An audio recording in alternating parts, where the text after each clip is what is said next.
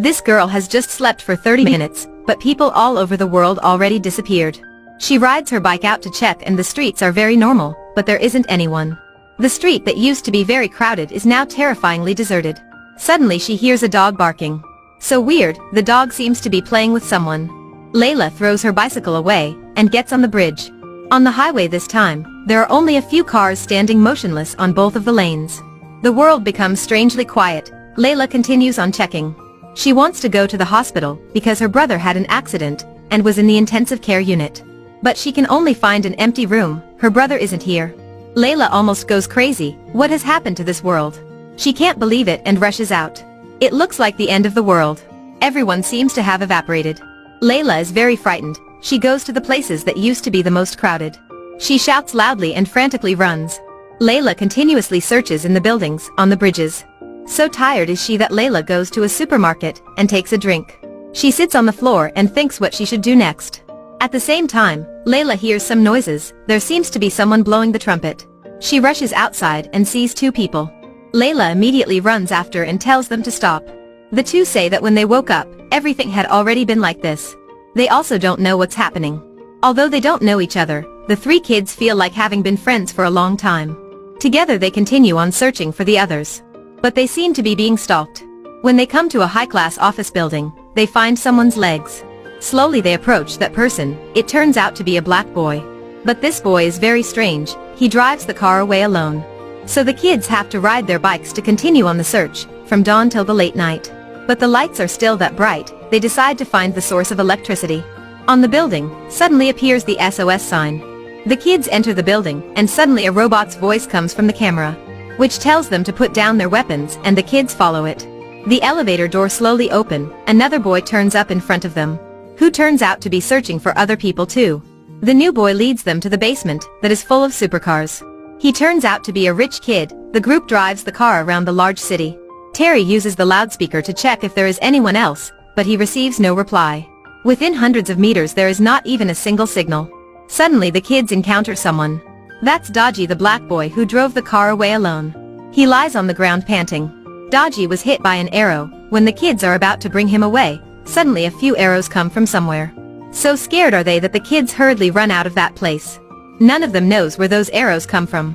They go to a hotel to remove the arrow from Dodgy's body. When they are resting, a drone secretly approaches the window and films them. The next day, the kids continue on their journey to look for other people. They reach the city border. When they get off the car, they discover something even scarier. That's a weird thick fog appearing at the city border. It's dense and huge, slowly spreading.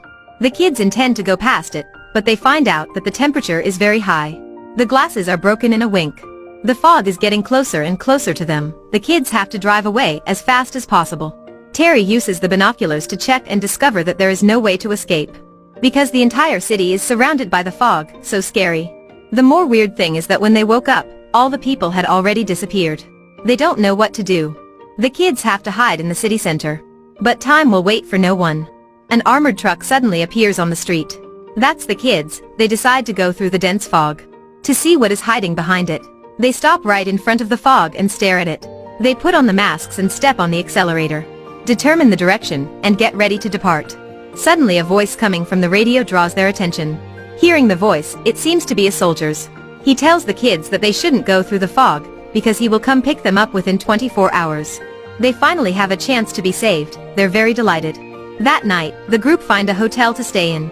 Together they drink wine to celebrate. While they're sleeping, the drone from earlier comes and films them again. Layla hears some noises and goes out to check. Suddenly, a masked man rushes toward her with a knife. Unfortunately, her gun is still unloaded. Layla can only run into another room. Right when she closes the door, that guy stabs the knife through it. Layla immediately locks the door and loads the gun. One by one, the knife pierces through the door. Layla screams in panic. Suddenly, there is no more noise. Outside the door comes Dodgy's voice.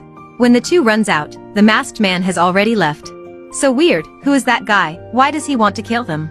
The fog spreads very quickly. In the next morning, it has already covered half of the city. Right when they're about to leave, they find out that Camille has already disappeared. They search for very long, but still can't find her. Suddenly, a drone turns up in front of them. It tells them the girl's location, and that they should go to an abandoned factory.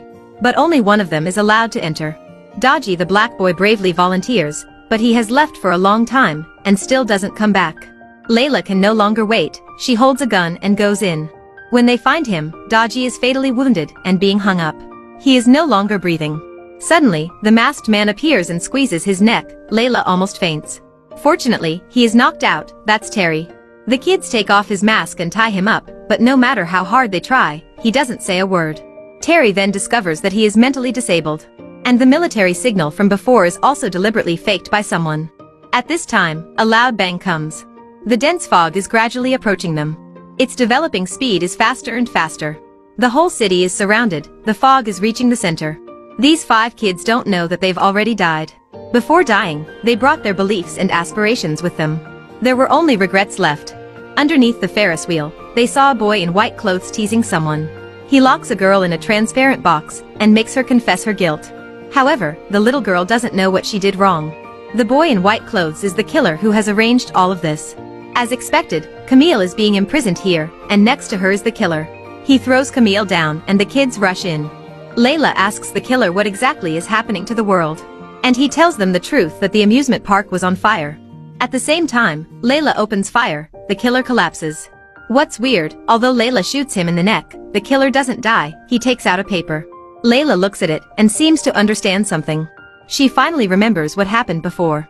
It turns out that she went to the amusement park a few days ago, where she encountered the kids accompanying her. When she sees the flyer on the wall, Layla understands everything. In fact, the kids all died in the fire a few days ago.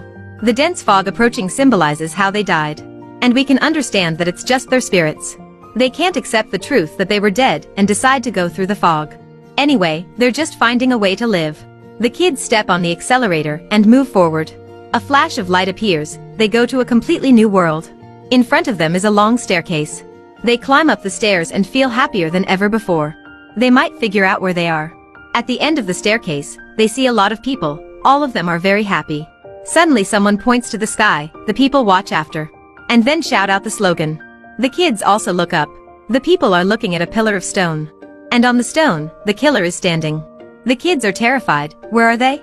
It turns out that the kids are still unable to escape from the killer. He's like their fate, who always wants to restrain them. But the kids will never give up. They did fight with their fate and try to run away. I believe that they will keep running.